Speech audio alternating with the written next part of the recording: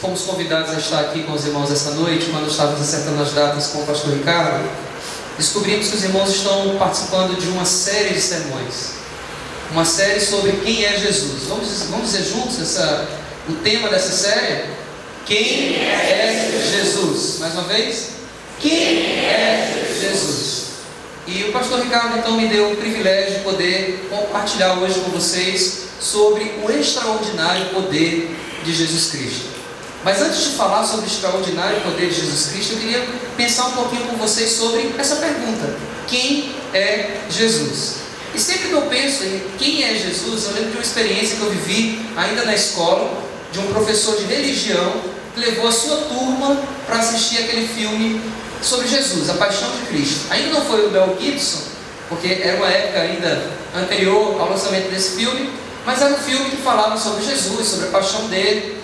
E foi muito interessante porque a turma estava lá no cinema e na hora que Jesus estava sofrendo, que Jesus estava sendo assim, drasticamente assim, apanhado, né? Essa palavra, o meu português está ficando meio limitado, irmãos, me perdoem, porque 3 anos pregando em Romênia o tempo todo, é um desafio falar português assim, fluentemente, mas Jesus estava sendo assim, pisado, cuspido, como é que é a palavra?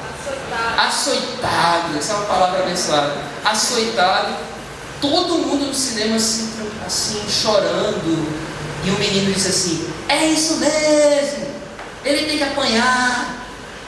Mas e todo mundo olhou assim, aquele menino estava destoando totalmente dos outros, até que o professor foi conversar com ele, e o professor descobriu que ele sempre ouvia em casa, toda vez que ele fazia alguma coisa errada: Jesus castiga, Jesus castiga, Jesus castiga. Então, de tal maneira que quando Jesus foi castigado, ele se alegrou, ele ficou super feliz. Ele disse: ele merece isso, porque ele vive me castigando, então agora ele tem que apanhar mesmo, ele tem que ser castigado. Queridos, por que eu estou colocando essa história? Não é uma ilustração, é uma história real. Por quê? Porque tem muita gente que tem uma visão errada de Jesus. Quem é Jesus? Essa pergunta é uma pergunta fundamental numa sociedade considerada cristã, como é a nossa sociedade e como é a sociedade com a qual nós lidamos lá no Romênia. Todos acham que sabem quem é Jesus, que essa pergunta é muito óbvia, é óbvia demais para ser feita, mas a palavra de Deus diz que cada um de nós dará conta de si mesmo a Deus. Então essa pergunta, ela precisa ser respondida individualmente. Quem é Jesus para você? Que imagem de Jesus foi transmitida para você? E nessa série, com certeza, você vai poder compreender melhor aquela pessoa que deu a sua vida por você, aquele que morreu a sua morte para que você vivesse a sua vida. E hoje nós vamos tratar desse tema, o extraordinário poder de Jesus. Eu quero convidar você a abrir sua Bíblia em Marcos capítulo 2. Nós vamos ler 12 versículos. Marcos capítulo 2, nós vamos ler do versículo 1 ao versículo 12. Queria pedir que você ficasse de pé, que a gente possa ler juntos a palavra. Marcos 2, de 1 a 12. Se você percebe que tem alguém aí que não tem Bíblia do seu lado, você possa oferecer para que cada um possa acompanhar. Todos acharam? O Evangelho de Marcos é o segundo livro do Novo Testamento, capítulo 2, a partir do versículo 1. Quem achou, diga amém. Amém. Quem não achou, diga assim: ai mila do amém. Tem alguém aí? Ai mila do amém significa: tem misericórdia, Senhor. Ai mila do amém. Vamos lá. Diz assim a palavra de Deus, Marcos 2, a partir do versículo 1. Dias depois, entrou Jesus de novo em Cafarnaum, e logo ocorreu que ele estava em casa. Muitos afluíram para ali, tantos que nem mesmo junto à porta eles achavam lugar, e anunciava-lhes a palavra. Alguns foram ter com ele, conduzindo um paralítico, levado por 4 homens. E não podendo aproximar-se dele por causa da multidão, descobriram um eirado no ponto correspondente ao que ele estava, e fazendo uma abertura, baixaram o leito em que jazia o doente. Vendo-lhes a fé, Jesus disse ao paralítico: filho, os teus pecados estão perdoados. Mas alguns dos escribas estavam sentados ali e arrazoavam em seus corações: por que fala ele desse modo? Isto é blasfêmia. Quem pode perdoar pecados, senão um que é Deus? E Jesus, percebendo logo por seu espírito que eles assim arrazoavam, disse-lhes: por que arrazoais sobre essas coisas em vossos corações? Qual é mais fácil? Dizer ao paralítico: estão perdoados os teus pecados? Ou dizer: levanta-te, toma o teu leito e anda? Ora, para que saibais que o Filho do Homem tem sobre a terra a autoridade para perdoar pecados, disse ao paralítico: eu te mando, levanta-te, toma o teu leito e vai para a tua casa. Então ele se levantou e no mesmo instante, tomando o leito, retirou-se à vista de todos, a ponto de se admirarem todos e darem glória a Deus, dizendo: jamais vimos coisa assim. Amém? Pastor Ricardo Lima vai nos levar a Deus em oração. Pai, em nome de Jesus, nós clamamos ao Senhor, que o Teu Espírito Santo, Pai, use o Teu servo, fala conosco. Queremos conhecer um pouco mais sobre o extraordinário poder de Cristo Jesus em nossas vidas. Abençoa-nos em nome de Jesus. Amém. Amém. Podem sentar. Esse texto ele fala que Jesus estava em casa e muitas pessoas queriam encontrá-lo. Por onde ele passava, ele arrastava multidões. E nesse dia especificamente ele estava pregando em uma casa, ele não estava em um lugar público. E era tanta gente ali ao redor daquela casa que nem mesmo na porta tinha espaço para alguém que quisesse entrar. Então veio um grupo de rapazes, 5 rapazes, 4 carregando um leito e um paralítico, um jovem paralítico ali naquele leito. E eles estavam indo em direção a Jesus, certamente movidos pela fama de Jesus. E ao chegarem ali naquele lugar, encontraram aquela grande multidão, muita gente assim se apertando, como a gente diz lá no Nordeste, se arrochando ali para tentar ouvir o que Jesus tinha a dizer. E eles tentavam, eu fico imaginando a cena, eles tentando assim empurrar as pessoas para poderem entrar naquela casa, para ouvirem Jesus de mais perto, para Jesus poder ouvi-los e vê-los e curar aquele jovem, mas só que ninguém deixou. Eu fico imaginando como foi essa cena. Eles ali tentando, eles se arrochando ali no meio do povo, certamente muitas pessoas olhando para ele dizendo assim: ah, meu colega, você chegou agora, eu estou aqui há muito mais tempo, você ficou em casa dormindo, eu cheguei aqui cedo, eu não vou deixar meu lugar para você não, se quiser vai para trás da fila. E assim eles, naquela situação, tiveram uma ideia brilhante. Eles decidiram subir na casa. E é interessante, talvez você fique pensando: mas como é que eles conseguiram subir naquela casa? Naquele tempo, o eirado era um lugar onde eles colocavam trigo em cima das casas, para que o vento pudesse levar a palha e ficar apenas o trigo. E geralmente, ao lado de cada casa tinha uma escada, justamente para que as pessoas pudessem subir com o trigo e ali colocar, acomodar o trigo, para que o vento pudesse levar a palha e assim ficar o trigo. Era um processo natural. Então eles viram aquela escadinha ali, subiram, olharam o lugar onde Jesus estava, abriram o espaço e desceram o leito daquele jovem paralítico. E a Bíblia diz que Jesus estava ensinando. E fico imaginando, e talvez você pense também, como é que foi aquela cena. Porque uma coisa muito complicada é você atrapalhar uma pessoa que está ensinando. Quer comprar uma briga, atrapalha um pregador. É ou não é? Você está ensinando, você está pregando a palavra de Deus, e de repente vem alguém e atrapalha. Geralmente a pessoa que ensina não gosta de ser atrapalhada. Mas aquele momento foi tão especial. Jesus olhou para aquele jovem, viu a fé dele, viu a fé deles, e aquele momento foi tão especial, foi tão profundo, que algo extraordinário aconteceu, e o poder extraordinário de Jesus Cristo foi manifesto naquele lugar. O que aconteceu naquele lugar? Esse texto explica. Jesus curou aquele jovem holisticamente, e é isso que ele quer fazer com todo aquele que se aproxima dele com fé. Senão, vejamos. Primeiramente, Jesus curou aquele jovem espiritualmente. O versículo 5 diz assim: vendo-lhes a fé, Jesus disse ao paralítico: filho, os teus pecados estão perdoados.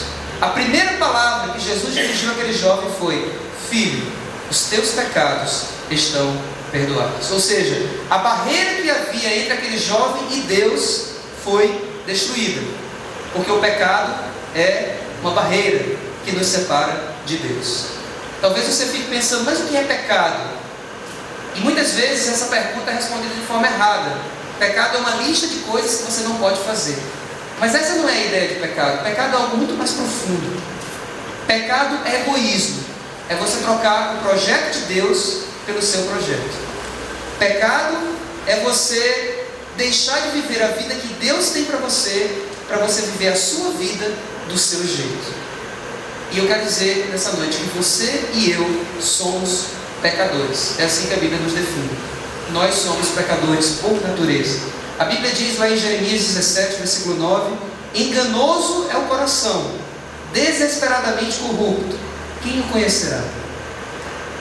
Enganoso é o meu coração, e o meu coração e o seu coração é desesperadamente corrupto. Ou seja, nós somos podres por dentro.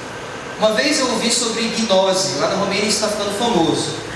E nesse processo aí, nessa aula aí de gnose, que as pessoas estavam indo, participando, a ideia era fazer uma sessão, pastor Ricardo Lima, onde as pessoas tinham que fazer uma volta às suas origens, ao seu interior. E aquela pessoa que estava ministrando aquele curso dizia assim: fechem seus olhos, vamos voltar ao seu interior, cada um vai voltar ao âmago do seu ser, e todo mundo com os olhos fechados. E o palestrante dizia assim: quando você estiver voltando, vai mergulhando para dentro de si, aí você vai parar lá no centro da sua vida, você vai ver um rio cristalino, de águas purificadoras, águas limpas, cristalinas.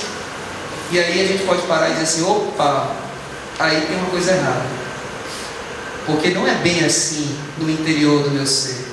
Não é bem assim. Quando eu entro para dentro de mim, quando eu mergulho dentro de mim, eu não vejo um rio de águas cristalinas, se eu sou um ser humano sem Cristo.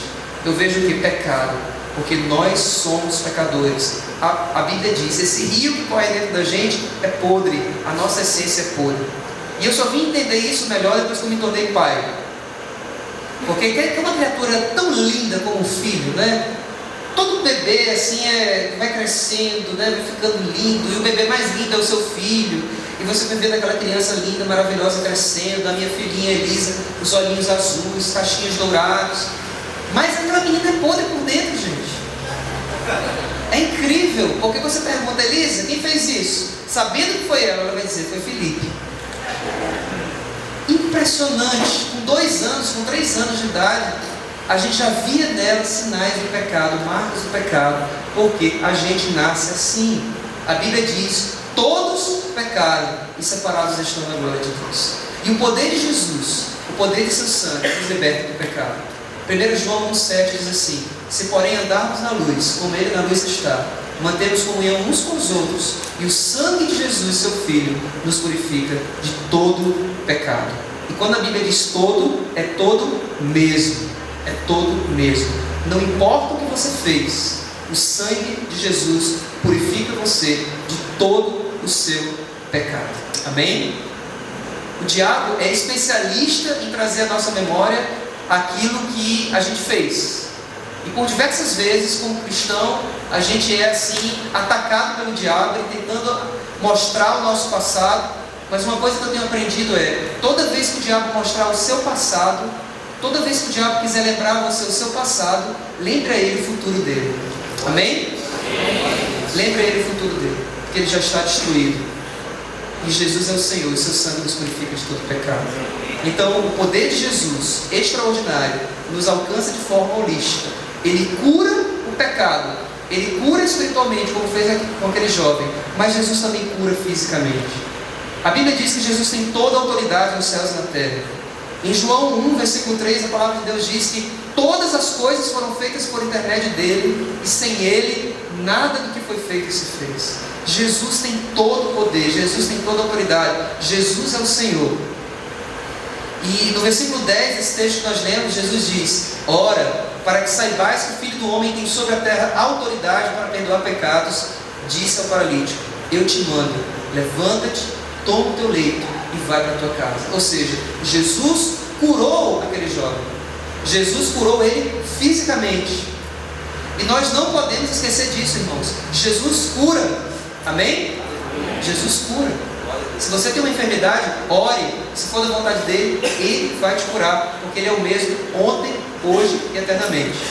E eu sei que no evangelicalismo brasileiro, mesmo estando fora, a gente tem que lidar com 2 extremos, muitas vezes. Existem igrejas sérias, igrejas equilibradas, mas tem muita igreja aí que está agendando a manifestação do poder extraordinário de Jesus. E você chega na frente da igreja e você encontra lá no mural: segunda-feira, cura; terça-feira, empresários; quarta-feira, isso; quinta-feira, aquilo outro. Isso é um extremo. É você tentar manipular o poder de Jesus. E eu aprendi, quando eu ainda estudava no seminário, que a diferença da religião para a magia é o seguinte: na magia você manipula a divindade, você controla as divindades, digamos assim, e na religião você se submete à divindade. Então muita gente tem feito aí magia em nome da religião, querendo controlar, querendo manipular o poder extraordinário de Jesus. Esse é um extremo.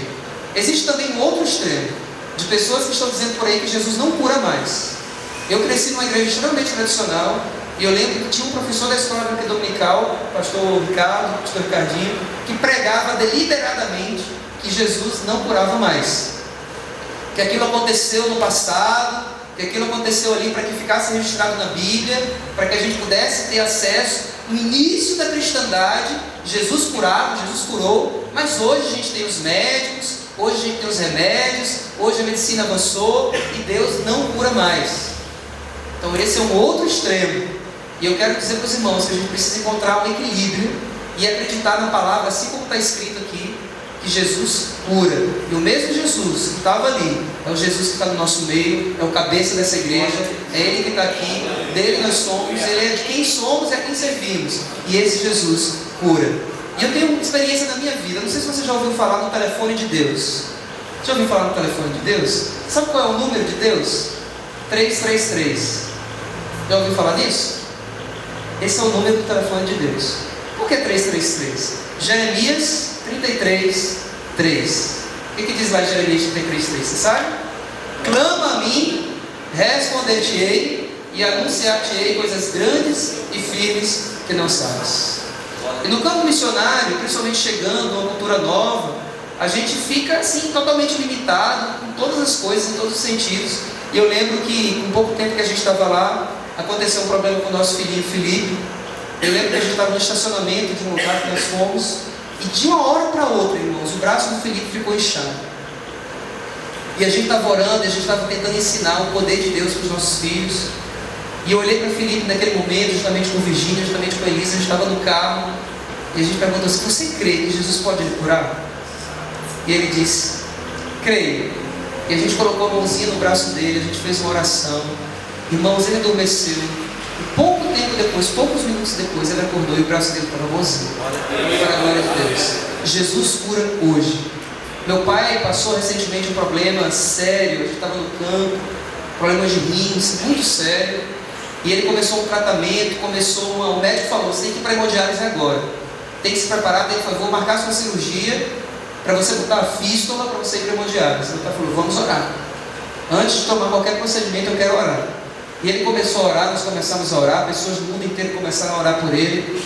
O resultado é que a semana passada ele foi no médico, mostrando os resultados dos exames, e o médico falou: eu nunca vi essa taxa de creatinina baixar tão rápido na vida de uma pessoa como eu estou vendo na sua vida. Ele falou: porque eu sirvo a um Deus que cura, e ele tem tipo bondade de testemunhar para aquele médico. Jesus cura.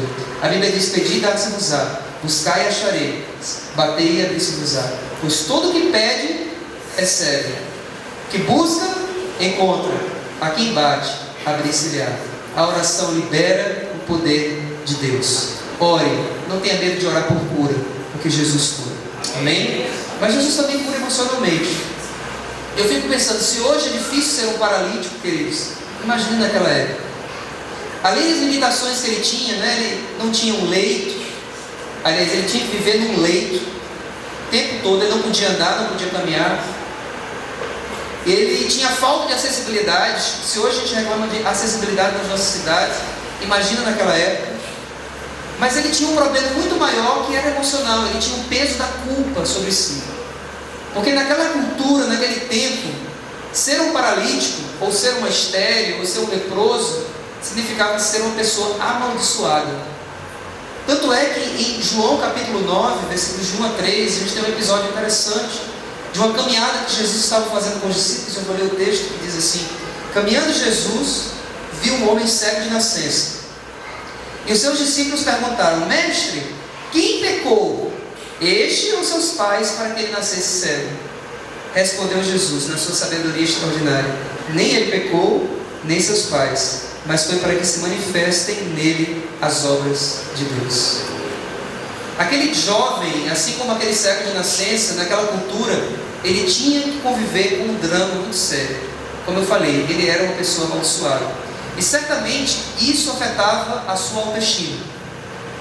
Esse texto não fala o nome desse jovem, esse texto não fala quase nada sobre esse jovem, mas a Bíblia fala de um jovem que era paralítico também e se tornou famoso. O nome dele era Mefibosete. Não sei se você já ouviu falar sobre ele. Ele era filho de Jonatas, ou seja, neto de Saul. E um dia o rei Davi foi se encontrar com ele para restituir muitas coisas que ele tinha. Isso está registrado lá em 2 Samuel capítulo 9. E no encontro que ele teve com o rei Davi, Mefibosete se autodefiniu dessa forma. Diz a palavra de Deus em 2 Samuel 9:8. Então se inclinou e disse: quem é teu servo para teres olhado para um cão morto, tal como eu? Como foi que Mefibosete se autodefiniu?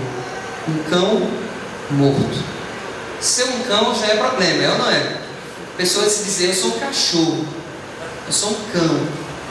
E a pessoa ainda chegar ao ponto de dizer, eu sou um cão morto. Era assim que ele se via, era assim que ele se enxergava. Nós não sabemos muito sobre a história desse jovem aqui, esse paralítico de Cafarnaum.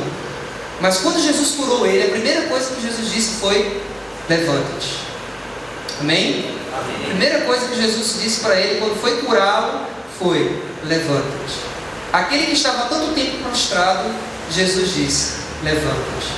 Talvez você esteja aqui hoje, você não tem nenhum problema de saúde, para a glória de Deus, graças a Deus, mas talvez você esteja prostrado emocionalmente. Talvez você seja um paralítico emocional, um paralítico espiritual. Talvez você esteja aqui ferido. Talvez você esteja aqui com a sua autoestima igual a de Mefibosete. Você se sente um nada, você se sente um cão morto. Mas Jesus, que não mudou, que é o mesmo ontem, hoje e eternamente, cujas palavras nunca passarão, os céus e a terra passarão, mas as suas palavras não passarão, ainda hoje diz para você: levanta-te. Amém? Essa é a palavra de Jesus para a sua vida: levanta-te. Se você está prostrado, se você está acabado, arrasado, você se sente um nada, Jesus olha para você com toda a ternura, com todo amor e diz: levanta-te, levanta-te. Mas Jesus disse também para aquele jovem: toma o teu leito e anda. Controlava. Toma o teu leito, domine você aquilo que te dominou por tanto tempo. E Jesus disse: anda, anda pelo meu poder. Meu poder extraordinário tocou sua vida. Agora você tem poder para andar. Pelo meu poder, faça aquilo que você nunca pôde. Em meu poder, você pode. Que poder extraordinário tem Jesus? É ou não é? Jesus é aquele que tem um poder extraordinário. O que aconteceu naquele dia, naquele momento? Versículo 12. Todos deram glória a Deus, dizendo: jamais vimos coisa assim.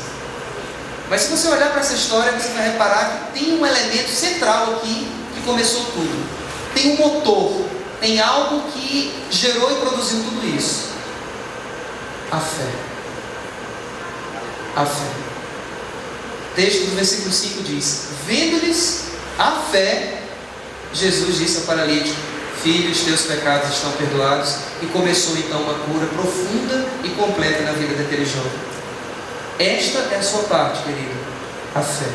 O poder é de Jesus, mas a sua parte é a fé. Jesus tem o poder, e o poder dele é extraordinário, mas ele quer que você demonstre a sua fé. É a fé que libera o poder de Deus, a transformação de Deus na sua vida. Por isso que a palavra de Deus diz em João 11:40: se creres, verás a glória de Deus. E em Marcos 9:23 a Bíblia diz: se tu podes crer, tudo é possível ao que crê. Vamos dizer isso juntos? Tudo é possível ao que crê. De novo? Tudo é possível ao que crê. Mas talvez você olhe para mim e diga assim: mas pastor, tem um problema nisso tudo aí. Como é que eu faço para crer? Eu até quero crer, mas como é que eu faço? Qual é a receita? E eu quero dizer para você que a fé, até a fé, é um dom de Deus. É assim que diz a Bíblia. A fé é dom de Deus. É Deus que te dá. Então o que você precisa fazer para crer? Abrir seu coração. Abrir seu coração para você receber Jesus Cristo. Porque quem tem Jesus não tem falta de nada. Amém? Quem tem Jesus não tem falta de nada. Se você quer ter fé, se você quer passar e quer conhecer, não apenas de ouvir falar, mas na prática, na sua vida, o poder extraordinário de Jesus, chame esse Jesus extraordinário para viver dentro de você. Receba Jesus no seu coração, receba Jesus na sua vida. Que Deus nos abençoe.